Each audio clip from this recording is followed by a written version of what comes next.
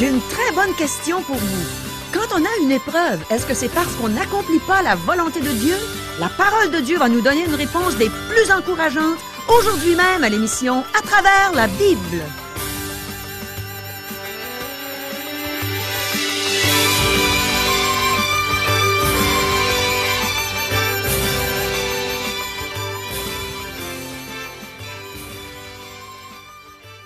Chers auditeurs, pour en savoir davantage sur le contenu de cette émission, vous pouvez contacter en tout temps Radio Espoir via Internet à www.radioespoir.ca ou par téléphone, sans frais, au 1-877-l'Espoir, 1-877-537-7647. Bonjour, ici Caro. De nouveau aujourd'hui, on va recevoir un riche enseignement de la part de Dieu, de sa parole. J'aimerais vous encourager à bien écouter les réponses qu'on va recevoir suite aux questions que voici. Qu'est-ce que la vraie communion pour les chrétiens? Quels sont les dons volontaires qui ont de la valeur aux yeux de Dieu? Quand on veut faire un don à une organisation quelconque, qu'est-ce qu'on doit savoir à son sujet? Est-ce que nos épreuves signifient que nous sommes en dehors de la volonté de Dieu? Quelle est l'importance de la prière et comment devons-nous prier? Comment se fait-il que l'apôtre Paul éprouvait de la paix quand il était en prison, dans les chaînes, dans les tempêtes, dans les naufrages? Est-ce que le rôle des femmes dans l'Église est important? Restez des nôtres, le pasteur Régent Joly a ouvert sa Bible une fois de plus et les réponses à nos questions s'y trouvent toutes. Mais avant de les recevoir, demandons à Dieu de nous instruire lui-même à travers sa belle parole. Prions. Oui, Seigneur, on va entendre la voix de ton serviteur, mais on veut qu'à travers cette voix, ce soit vraiment toi qui nous enseigne. Parle à nos cœurs, instruis-nous, enseigne-moi ce que tu attends de moi, enseigne à tous tes auditeurs ce que tu attends d'eux. Amen. À toi, Régent. Merci, Caro. À la dernière émission, nous avons vu que le serviteur de Dieu doit avoir une attitude humble. Paul ne cherchait pas à prendre le crédit pour le travail des autres. De plus, il était conscient du fait que la gloire va véritablement à Dieu, puisque sans sa grâce, nous ne ferions rien de bon pour lui. Nous avons aussi vu que Paul n'entrait pas en compétition avec d'autres ouvriers dans l'œuvre. Lorsqu'il avait terminé d'évangéliser un territoire, il en choisissait un autre où personne n'avait proclamé la parole de Dieu. Nous avons vu aussi que le pouvoir de faire des miracles permettait d'identifier les apôtres et les prédicateurs choisis par Dieu dans cette jeune Église. De ce côté, il faut faire attention aux contrefaçons. Nous nous sommes aussi demandé si Paul avait fondé l'Église de Rome et s'il est allé en Espagne selon son désir. J. Vernon McGee, le prédicateur dont nous adaptons le matériel, pense que oui. Chers amis, débutons notre lecture. Romains chapitre 15, versets 25 et 26. Maintenant, je vais à Jérusalem pour le service des saints, car la Macédoine et l'Achaïe ont bien voulu s'imposer une contribution en faveur des pauvres parmi les saints de Jérusalem. Avant de se rendre en Espagne, Paul voulait d'abord retourner à Jérusalem afin de remettre à l'Église les dons qui avaient été collectés pour elle en Macédoine et en Achaïe. Paul avait persécuté l'Église de Jérusalem. Il avait participé au martyre d'Étienne et il avait fait périr de nombreux saints de l'Église. Donc, Paul apportait une contribution à l'Église. Le mot « contribution » est une traduction du mot grec « koinonia », qui signifie « communion ». La communion, ce n'est pas se rencontrer, se taper mutuellement dans le dos, mais c'est échanger. Cela comprend échanger des dons matériels, en plus d'échanger au sujet des choses spirituelles et des choses de Dieu. Verset 27. Elles l'ont bien voulu, et elles le leur devaient, car si les païens ont eu part à leurs avantages spirituels, ils doivent aussi les assister dans les choses temporelles. Seulement les dons faits de bon cœur ont de la valeur aux yeux de Dieu. Paul indique clairement que les chrétiens avaient contribué volontairement à cette offrande. Que chacun donne comme il l'a résolu en son cœur, sans tristesse ni contrainte, car Dieu aime celui qui donne avec joie. 2 Corinthiens chapitre 9, verset 7. C'est le fruit de cette collecte que Paul apporte à Jérusalem. En plus d'indiquer clairement que l'offrande était volontaire, la seule façon de donner qui plaît à Dieu, il souligne le fait que les païens ont une dette et une obligation morale envers les chrétiens de Jérusalem. Ils avaient reçu l'Évangile d'Israël. Le Seigneur Jésus avait dit, « Vous adorez ce que vous ne connaissez pas. Nous adorons ce que nous connaissons, car le salut vient des Juifs. » Jean chapitre 4, verset 22.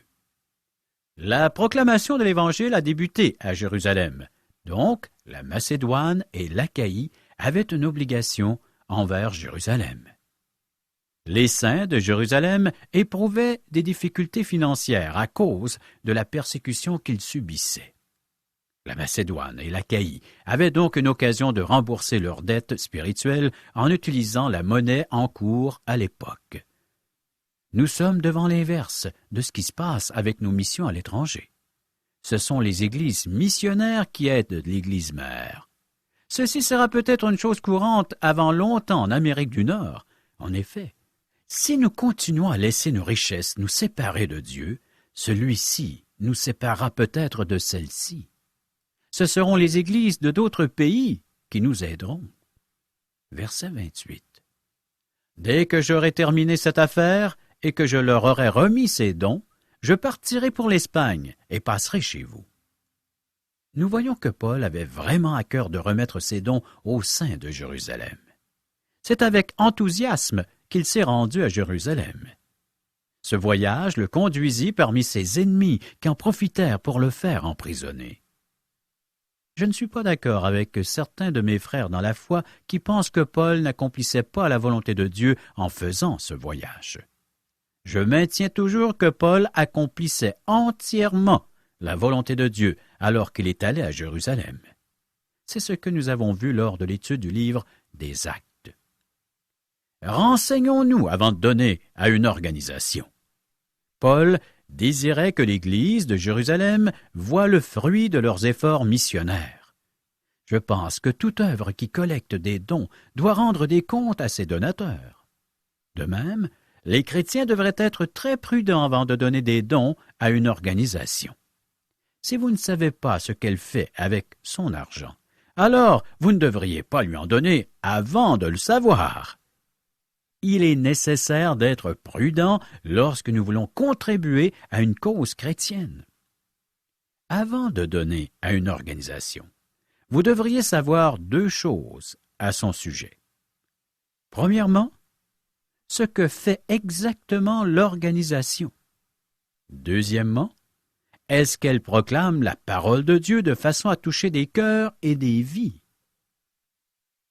Verset 29. Je sais qu'en allant vers vous, c'est avec une pleine bénédiction de Christ que j'irai. Les épreuves ne signifient pas que nous sommes hors de la volonté de Dieu.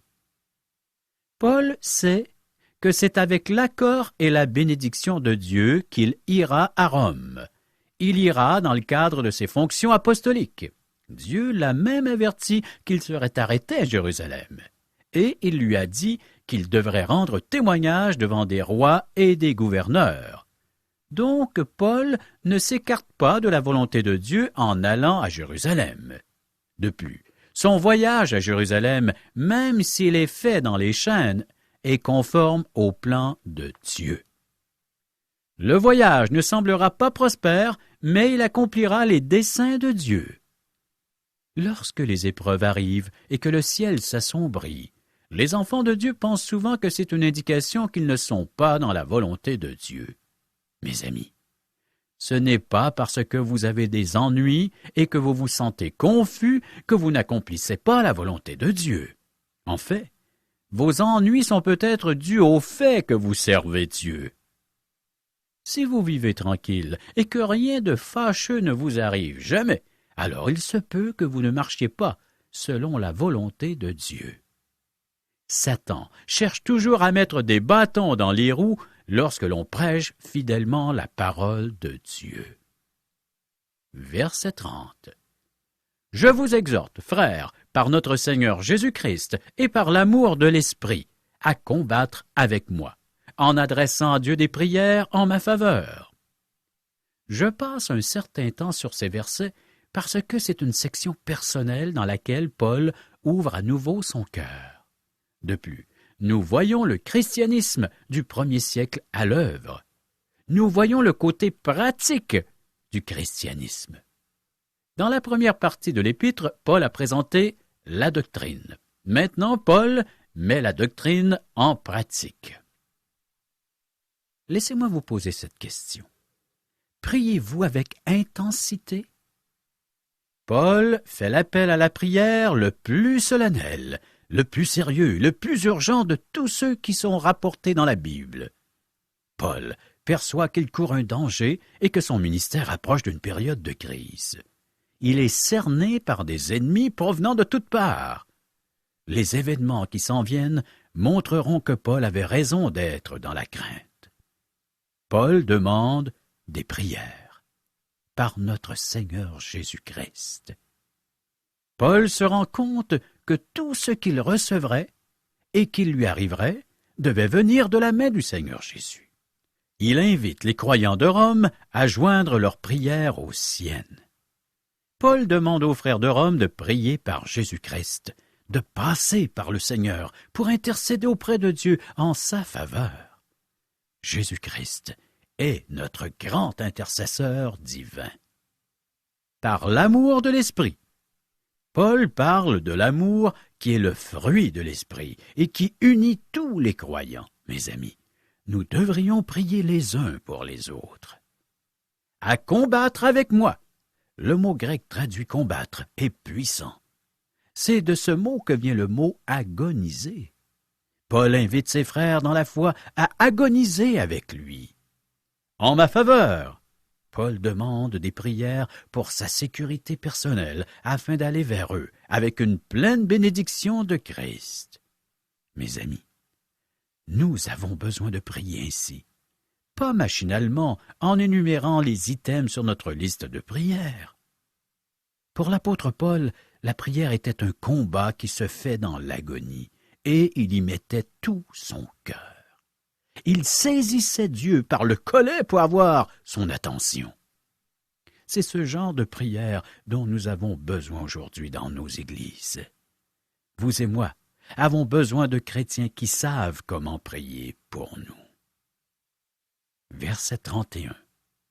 Afin que je sois délivré des incrédules de la Judée, et que les dons que je porte à Jérusalem soient agréés des saints. La prière de Paul comprend 2 requêtes.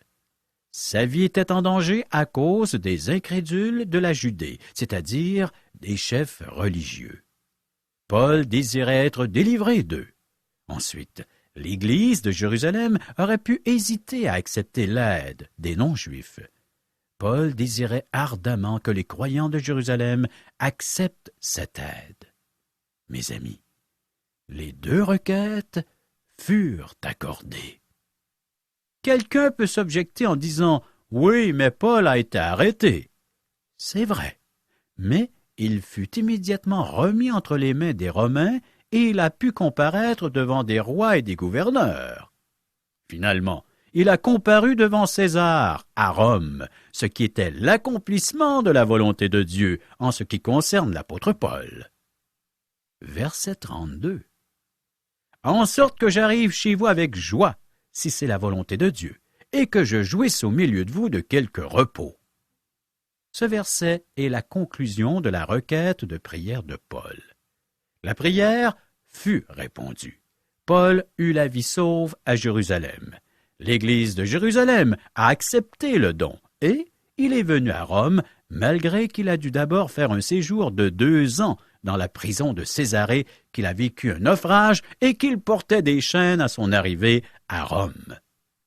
Paul est cependant arrivé dans la joie du Saint-Esprit. Oh, combien nous avons besoin d'une telle joie de nos jours! Est-ce que Paul a trouvé du repos à Rome? Bien, nous pourrions débattre la question.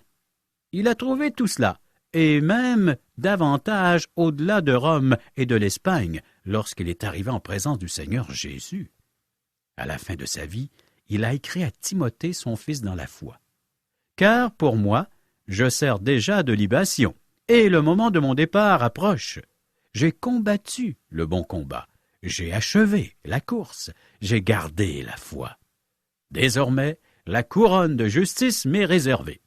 Le Seigneur, le juste juge, me la donnera dans ce jour-là, et non seulement à moi, mais encore à tous ceux qui auront aimé son avènement. » 2 Timothée chapitre 4, versets 6 à 8.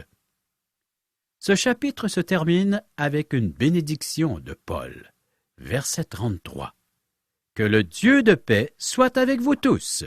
Amen. » L'expression « le Dieu de paix » démontre que Paul a éprouvé une paix en prison, dans les chaînes, dans les tempêtes et lors des naufrages.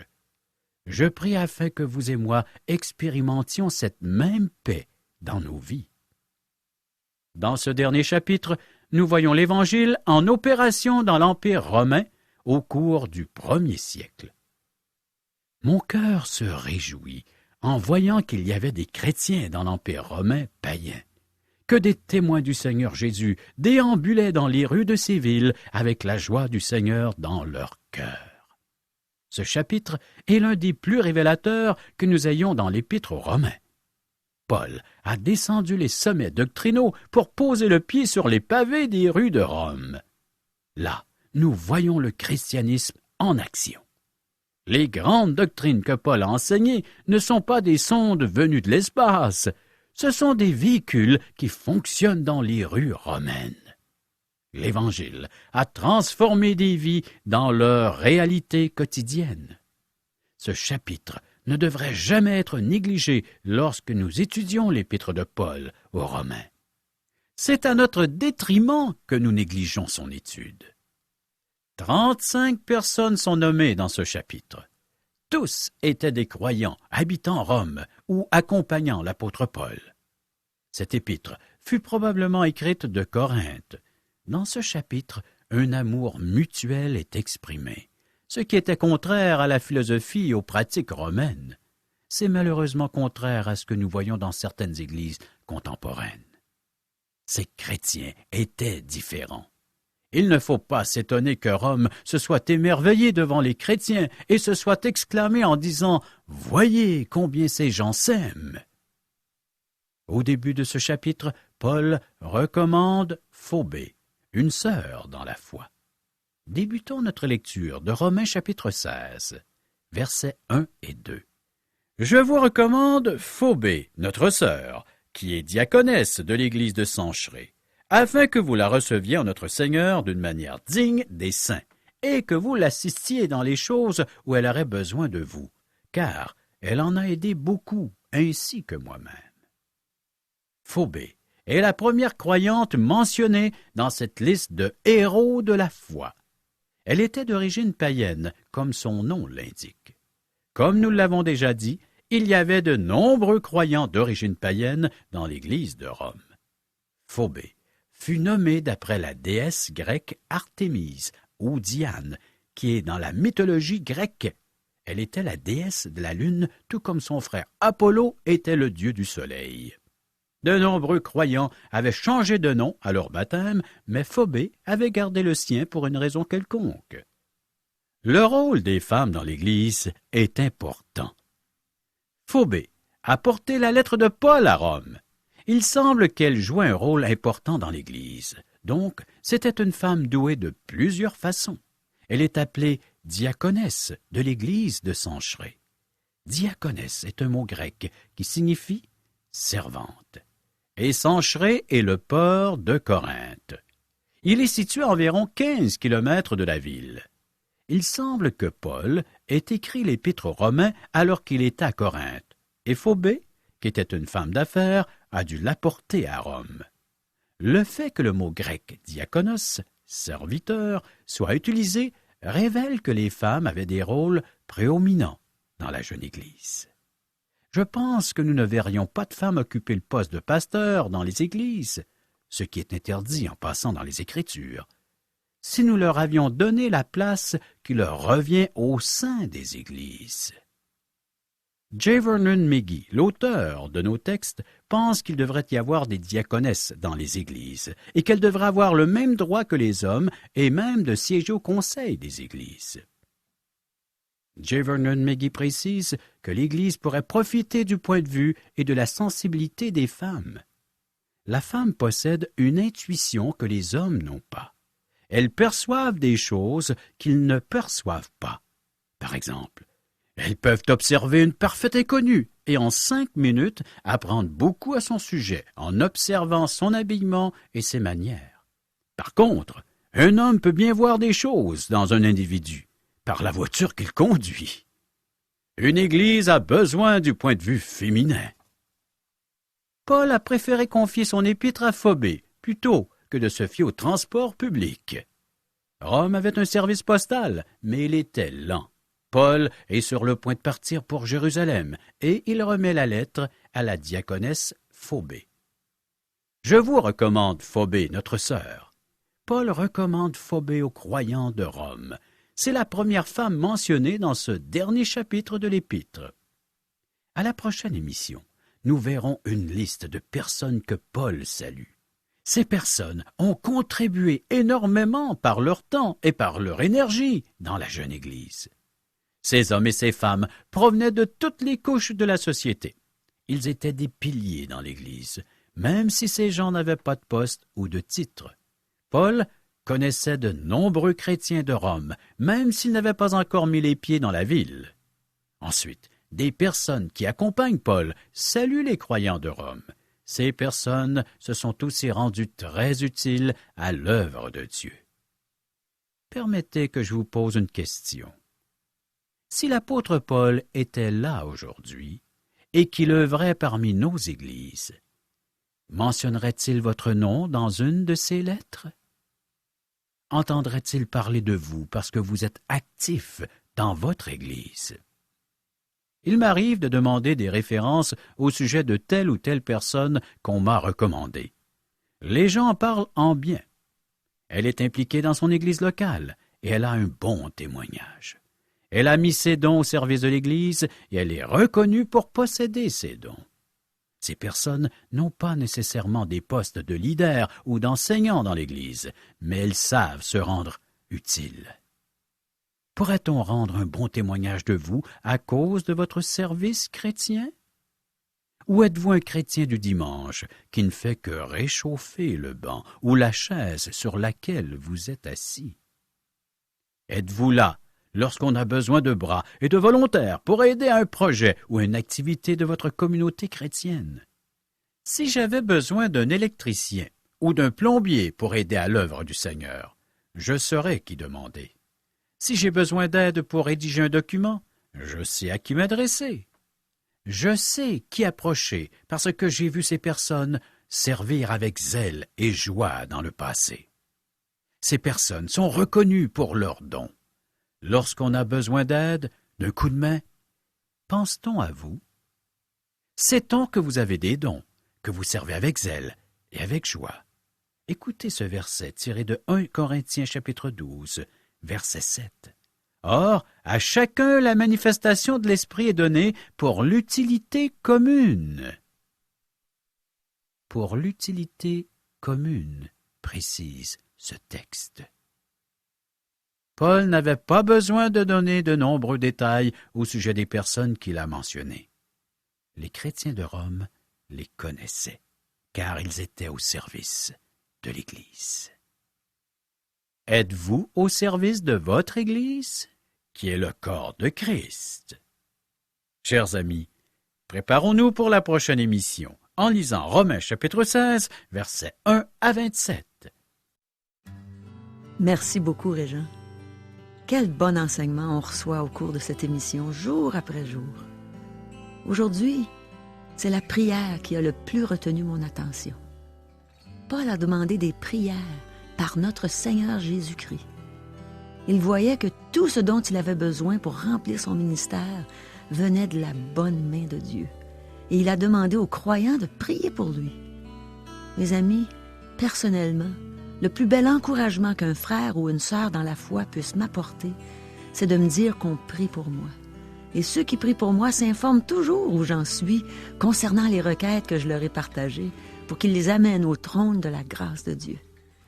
J'ai une amie dans mon Église, une sœur en Jésus-Christ, bien sûr, sur qui je sais que je peux toujours compter quand je lui demande de prier pour moi.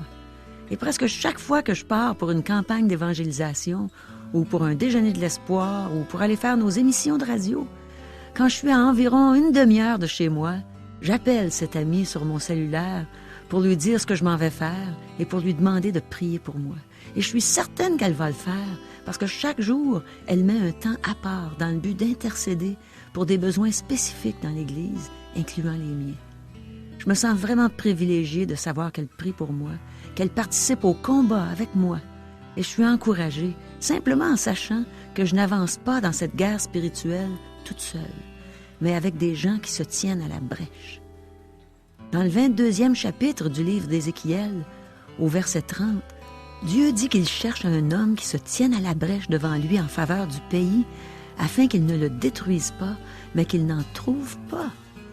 Mon frère, ma sœur, es-tu de ceux qui se tiennent à la brèche en faveur de ton pays, de ceux qui prient avec acharnement pour que les gens de ton pays soient sauvés, qu'ils reçoivent le don gratuit de la vie éternelle par la foi en Jésus-Christ? Tu n'as peut-être pas l'occasion de te déplacer comme tu le voudrais pour aller annoncer la bonne nouvelle du salut par grâce. Mais tu peux m'accompagner, ainsi que tous ceux qui vont proclamer le salut, en priant pour nous avec acharnement, sans relâche. Et tu vas participer à la bénédiction quand ces gens se convertiront, quand ils recevront le pardon de leurs péchés et le don gratuit de la vie éternelle. Aussi, je t'encourage à prier pour ta famille, tes voisins, tes collègues, tes compagnons de classe, pour les dirigeants de ta région, de notre province, de notre pays. Dieu veut les sauver eux aussi, et il le fera en réponse à nos prières, à tes prières. Jésus a dit lui-même dans le 21e chapitre de l'Évangile de Matthieu, au verset 22, « Tout ce que vous demanderez avec foi par la prière, vous le recevrez. » Et on sait que quand on lui demande de sauver des gens, qu'on fait une prière selon sa volonté. Mes amis, prions les uns pour les autres. Que Dieu nous aide à ne jamais négliger cet aspect de la vie chrétienne qui, j'en suis certaine, est le plus important, puisque peu importe ce que le Seigneur nous confie, à quel ministère on est appelé, sans lui, on ne peut rien faire. Même Jésus a prié son Père quand il était sur le point d'aller donner sa vie sur la croix pour nous. Et ensuite, quand il a trouvé ses disciples endormis, il a dit à Pierre, « Vous n'avez donc pu veiller 1 heure avec moi. Veillons et prions, frères et sœurs. »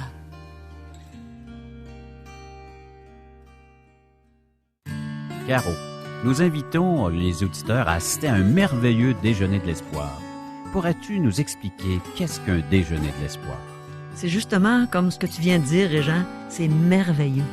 C'est merveilleux parce que, premièrement, les gens viennent prendre un bon déjeuner gratuitement, en compagnie de gens qui vont les aimer, les entourer, et ensuite, on entend un témoignage d'un vécu, le vécu d'une personne, comme toi, Régent. La dernière fois que j'ai entendu ton témoignage, j'ai été épatée.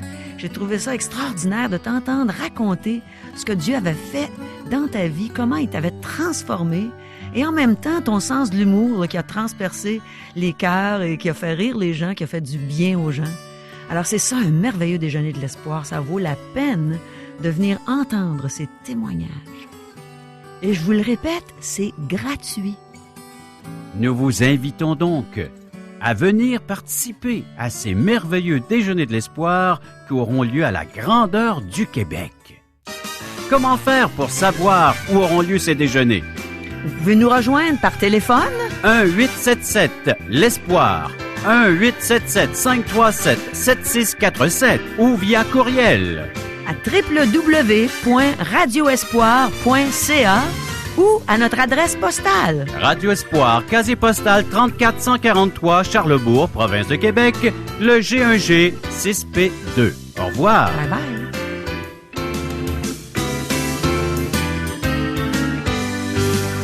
Cette émission vous a été présentée par Radio Espoir.